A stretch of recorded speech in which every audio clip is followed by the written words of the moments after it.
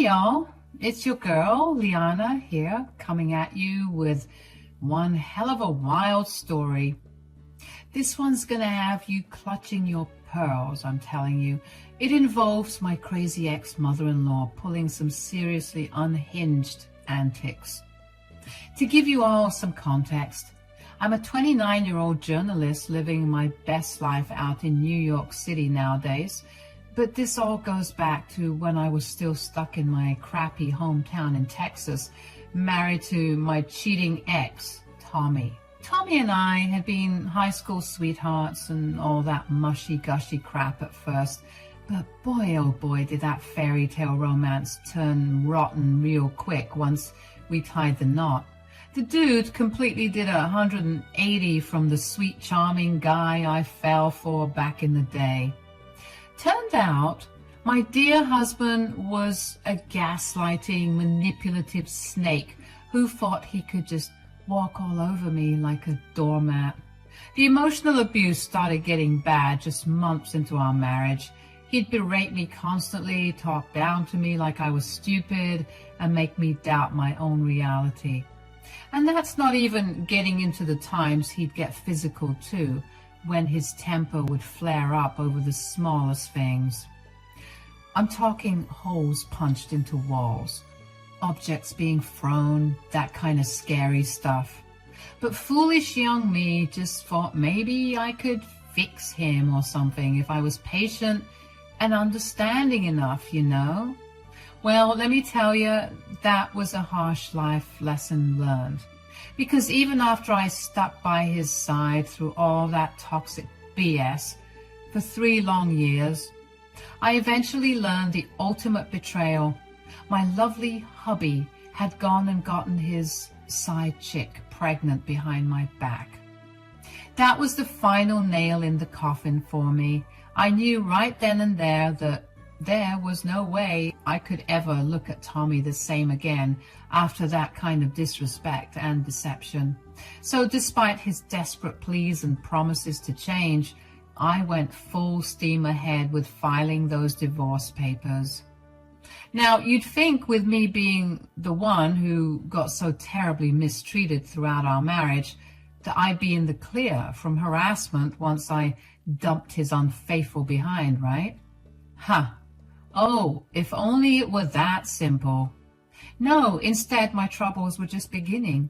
Because, as it turned out, Tommy and his Looney Tunes mother, Lou, were some next-level psychos who simply couldn't accept me walking away with my freedom and self-worth intact. I'll never forget that haunting phone call from Lou the day after my divorce was finalized. I had felt so liberated, like a huge weight got lifted off my shoulders, and I could finally start healing. But Lou's shrill, screeching voice came through to rain on my parade. Liana, how could you do this to us? You're running my poor Tommykins' life just because you're some selfish little brat who couldn't appreciate what a good man he was. He did everything for you, and this is how you repay him? I just rolled my eyes, feeling that sense of dread creep back in. Lou, I don't have time for this right now. Oh, no, you don't get to dismiss me, you ungrateful wench. You're going to pay for what you did to my son. Did you even stop to think about how your greed is affecting him financially now that he has to pay your ridiculous alimony fees? Greed? I wanted to laugh, as if me finally putting an end to the vicious cycle of abuse was me just being greedy. But hearing her spew all that toxic nonsense only reaffirmed I had made the right call.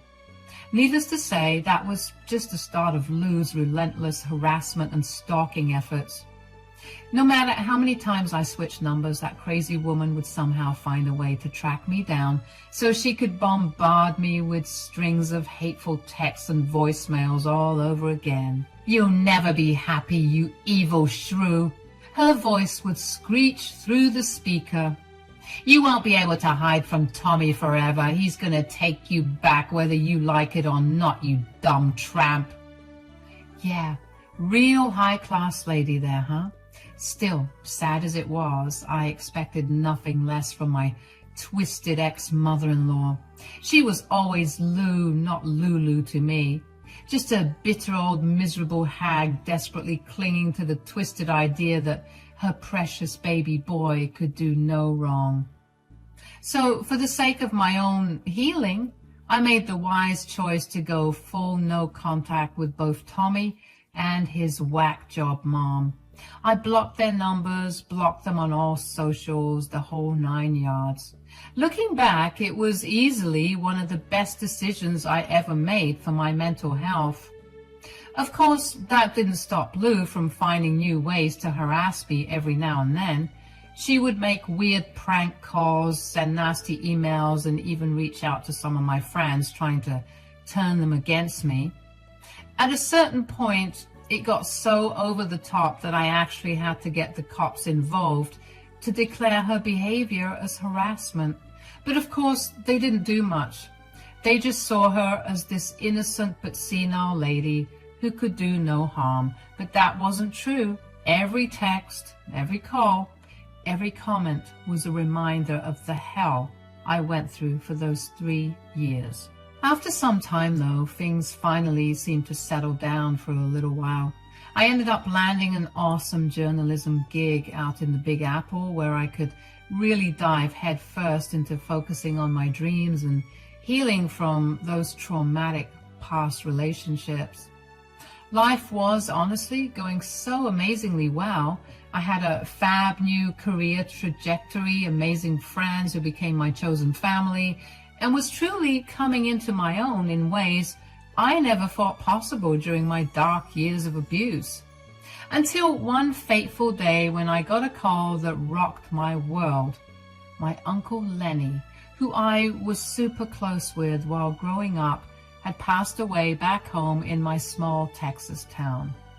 Uncle Lenny was genuinely one of the sweetest, most caring souls you could ever hope to meet. Despite being just a simple school teacher, he devoted so much of his spare time to volunteering at children's hospitals, homeless shelters, you name it. He was the kind of selfless guy who would give you the shirt off his back without hesitation. So it absolutely shattered my heart to learn he was gone, and knowing I wouldn't get a proper chance to say my final goodbyes. I hadn't physically been back to our hometown in ages due to the lingering trauma of my divorce. But there was no question in my mind that I had to return to be with my folks and the rest of my grieving family for his funeral after such a devastating loss. I hopped on the first flight out to Texas, already an emotional wreck. Saying goodbye to that sweet man was going to be one of the hardest things I ever had to do.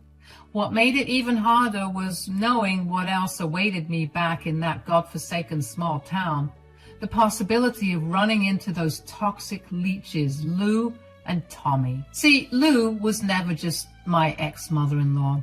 She had grown up and spent her whole life in the same area, so running into her out in public was pretty much inevitable, since our families had deep roots there. And of course, wherever Lou's wretched presence festered, Tommy was never too far behind like a whipped puppy. Still, I tried to put my fears and apprehensions aside for Uncle Lenny's sake. When my Uber pulled up to my childhood home, I just focused on reuniting with my folks and honoring this beautiful memory. And that's what really mattered most. As I got out of the car, the first thing I noticed was my old friend and former city council member, Lester's truck parked in the driveway. Of course, he would be here. I thought with a sad smile. Uncle Lenny had done so much volunteering and charity work over the years that he inevitably became super tight with all the local politicians and community leaders. Lester was probably one of his closest friends. I felt a comforting warmth knowing someone like him would be here for my family during this heavy time. Uncle Lenny's passing had been a huge loss for the whole town, not just my relatives, so I took a deep breath, walked up that all too familiar long driveway, and headed inside, bracing myself for lots of hugs, tears, and difficult goodbyes over the next few days. My parents were an absolute wreck as expected. We spent the first several hours just drinking tea and swapping old stories and anecdotes about Lenny back when we were kids. I couldn't contain my own waterworks either, as more and more heartwarming memories came rushing back of what an amazing uncle and human being he had been in life. Lester himself was there pretty much from the moment I arrived until well into the evening, too. He was a total rock for all of us through the grieving process, offering so much compassion and even laughing along whenever we'd fondly recall Lenny's incredible sense of humor, too. A really great man.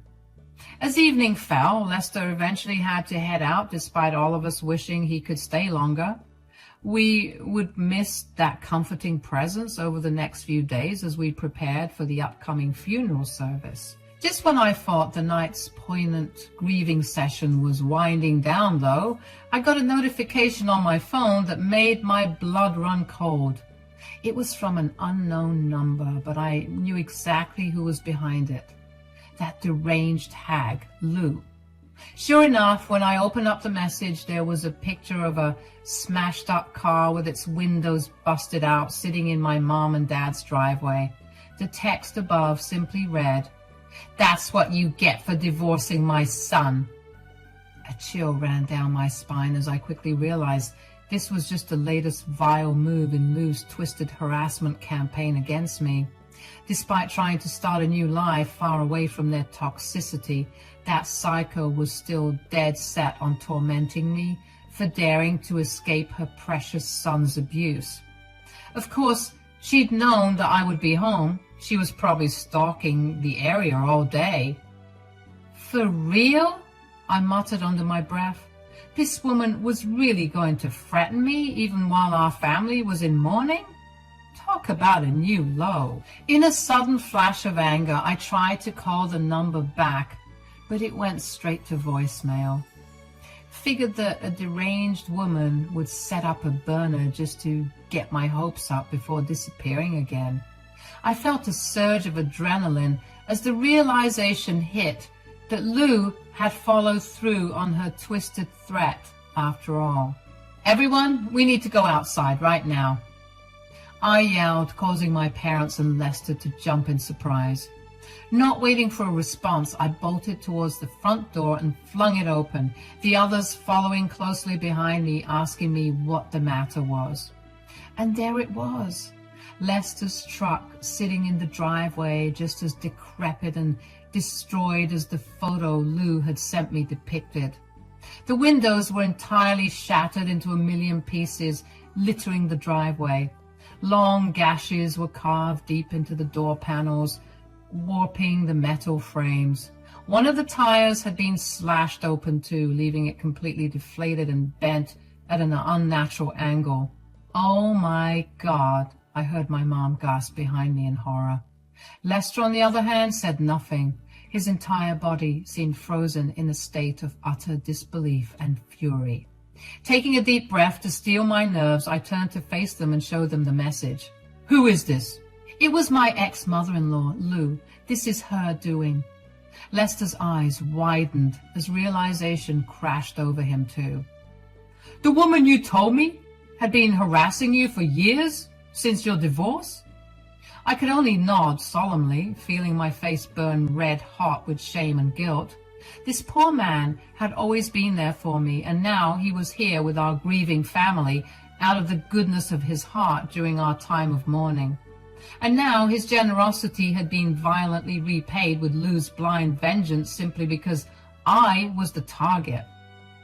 As Lester stormed down to inspect the damage up close, running his hands over the jagged scratches and dents, my dad pulled me aside with clear concern. "Honey, are you telling me this awful woman has been terrorizing you like this? Even now, after all these years?" Tears welled up in my eyes, but I blinked them back defiantly. I wasn't going to let Lou reduce me to a sniveling mess anymore. Not after all the hard work I'd done at reclaiming my sense of self-worth. Unfortunately, yes. She's become totally unhinged ever since the divorce. Somehow, she tracked me down being back in town and is taking her resentment out on us. A big part of me regrets coming back here now and putting you all at risk from her toxic obsession. Don't you dare say that, my father stated firmly, wrapping me up in a tight embrace. We're your family. We'll get through this together like we always have before. I felt a tear roll down my cheek as I melted into his comforting hug. God, how I'd missed this unbridled parental love and support during all these couple of years living alone in the big city. No matter how independent I prided myself on being, I would always need these roots to stay grounded. The tender moment was shattered, however, by Lester's enraged bellow from over by the driveway.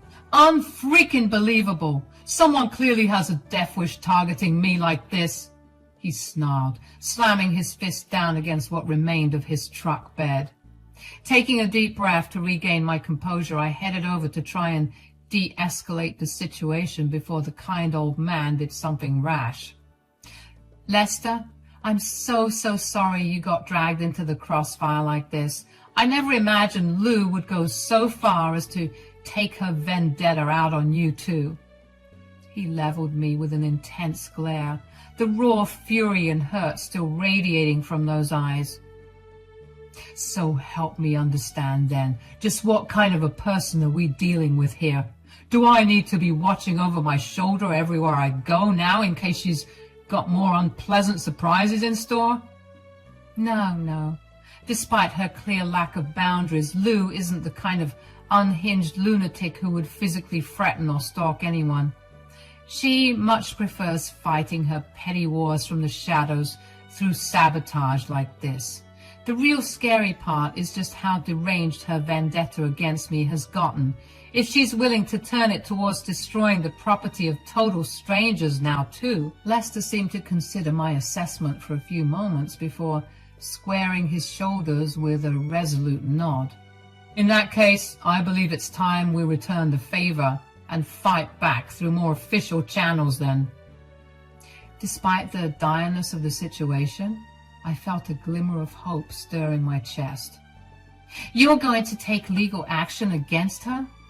You're damn right I am. Harassment, property destruction, everything. And as one of the longest tenured council members in town, you can bet you're behind. I've got plenty of connections to make this an open and shut case too. Scribbling down Lou's full name and home address on a little notepad, I passed the details along to Lester. If anyone can finally put that toxic old woman in her place, it's someone like you who's respected in this community. Please take her for everything you can. His expression softened slightly as he accepted the notepad. You've been through more than enough trauma at her hands, Liana. From here on out, consider this a personal mission to make sure she never bothers you or your loved ones ever again. Relief washed over me, finally having such a powerful ally in my corner against Lou's torment. With Lester now hell-bent on holding her fully accountable, perhaps I would finally break free from that cycle of abuse once and for all. Unfortunately, that brief glimmer of hope was predictably short-lived, because just a few hours later, after Lester had departed for the evening, my phone rang with a call from Lou's newest burner number. Did your little boyfriend really think I wouldn't find out about his pathetic intimidation tactics? I rolled my eyes at her feeble attempts to get under my skin. You reap what you sow, Lou. Maybe think twice before destroying other people's property next time, if you can't handle the heat. Other people? I thought it was your car. As usual, that's where you're mistaken. You didn't destroy my car. You destroyed our guest's car. But as usual, you're too dense and hell-bent on petty revenge to understand that your actions have consequences. Oh, cut the righteous act, you smug little brat. This is exactly why everybody hates your guts. You always have to play the innocent victim card while ruining everything for people who do you no wrong. Resisting the urge to laugh out loud at her warped persecution complex, I replied coolly, I'm sorry, did you conveniently forget the little stunt you just pulled vandalizing Lester's truck because of your unhinged tantrum? That man has never done a single thing to you, yet you still lashed out because of your petty grievances with me. Wait, what did you say? What? Who does the car belong to? That's when I couldn't hold it in any longer. She heard me right the first time, and I'm pretty sure she was looking ghostly pale on the other end of the line. That was Uncle Lester's car. You know, the old city council member? Lou seemed to be sputtering for a retort, so I pressed on with renewed strength, knowing that she was losing this battle. Well, you didn't say anything. I didn't know it was his car. I didn't know. This is all your fault. You see, you ruined everything. Why didn't you warn me? I'm sorry? Why didn't you say anything? Ma'am, I think you need to get some professional help. How in God's name was I supposed to know that you were planning on vandalizing my property? And even if I somehow knew and was stupid enough to say, swipe or no swiping, to a deranged idiot like you, would you have even listened to me? Oh God, I'm going to be ruined. What did he tell you? Is he going to sue? Tell me now. I felt a sudden pang of pity for this deranged, hateful woman, still so blinded by her own biases that she truly believed the insane bile pouring from her lips. How sad and small her miserable existence must be, if tormenting me was all she had left to cling to. I laughed again, a hearty belly laugh. It was quite bitter, actually, considering the circumstances. Your fragile ego is too far gone to comprehend reality at this point. There was a strange silence on the other end as Lou seemed to be hyperventilating, trying to process the brutal truths I had just laid bare. For once in her miserable life, that wretched woman was at a total loss for snide remarks or hurtful barbs to fling back in her defense. Lou? I prodded, unable to resist a small smirk from creeping across my face. What's the matter? Cat, finally got your tongue after all these years? More tense silence, aside from the unthinkable ragged breathing patterns of someone teetering on the verge of a panic attack. A small part of me felt a pang of vicious satisfaction, knowing I had rendered the great Lou temporarily speechless simply by speaking my own truth out loud. Finally, in a small, quavering voice I had never heard from her before. Leanna, please, you have to listen to me. This has all gone too far. I can admit that now, but you don't understand the full story here. My eye rolls intensified at her pathetic attempts to do damage control. Save it, Lou. I gave Lester all the details about your harassment and deranged vendetta against me. He has everything he needs now to make sure you face full accountability. No, she gasped, the panic audible in her voice now. Leanna, you don't know what you're doing. Think about poor Tommy. He'll be ruined if I face charges. I'll be ruined. We'll lose everything, all because of your stubborn pride. A derisive snort escaped my lips before I could stop it. Wow, Lou, you really are delusional to the very end, aren't you? Resorting to pleading about your loser son's well-being as a final, desperate gambit for sympathy. How sad. What? This has nothing to do with him. I'm talking about our family assets. Our home, my finances. Lester is going to take it all from me, don't you understand? That was an expensive car. I can't afford to pay for those damages. I couldn't resist letting out a mocking chuckle at the sheer hypocrisy and entitlement dripping from her words. Oh, boo-hoo! The big bad Lou might finally face actual consequences for her vile actions and have to pay up. What a shame. Maybe you should have thought about that before harassing me relentlessly for years and vandalizing an innocent man's vehicle just for your giggles. This is the bed you've made, Lou. Now you're just going to have to lie in it for once. Leanna, please, I'm begging you, have mercy. Think of the guilt and shame your own parents will have to endure if I face jail time over these ridiculous allegations. That desperate plea is what finally broke the dam inside me. causing me to erupt with uncontrollable laughter. Here was this vile, toxic woman who had tormented me for years under the delusion that I was some heartless parasite.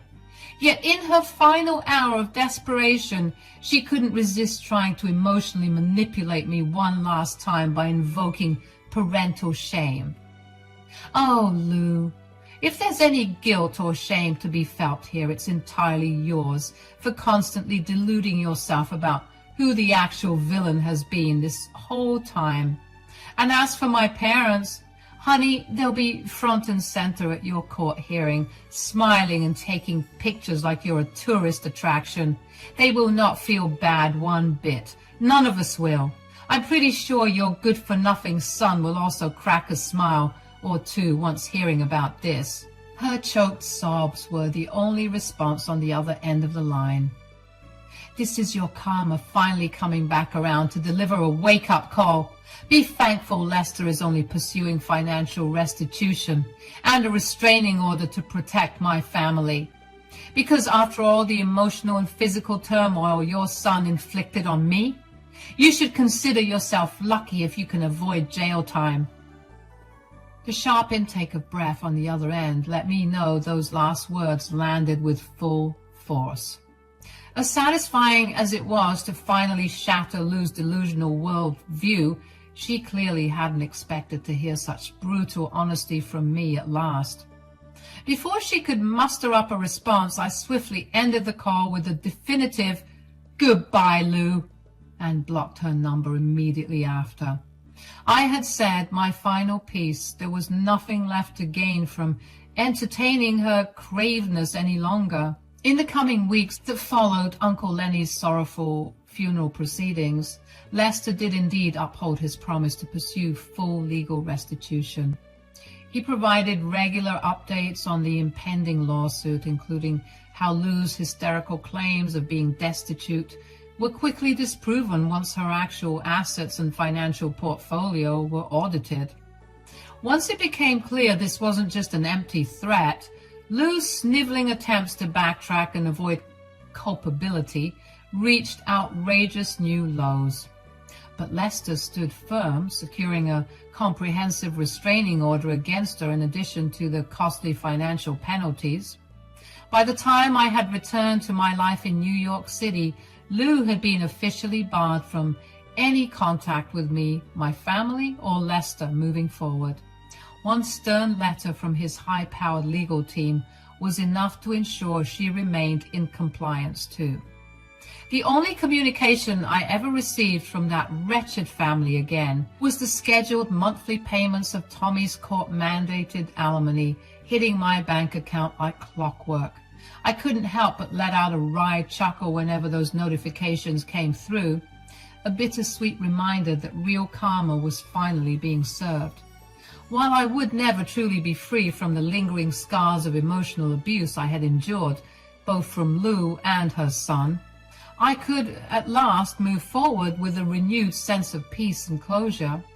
Sure, a small part of me felt a fleeting pang of sadness that two once beloved family members had degraded to such wasteful, hateful shells of their former selves, but the overwhelming relief of being free from their reach overrode any residual empathy I could muster. Some relationships simply cannot be salvaged when the rot has burrowed too deep. So I bade my hometown a final farewell, focusing my energy on fostering healthier connections and continuing to thrive out in New York. My Uncle Lenny's passing had been yet another harsh life lesson, but also an empowering reminder to cherish your loved ones while they're still around. As for Lou and Tommy, they could busy themselves paying off those alimony fees for the rest of their miserable lives, their perpetual silent penance for the years of trauma they arrogantly wished upon me.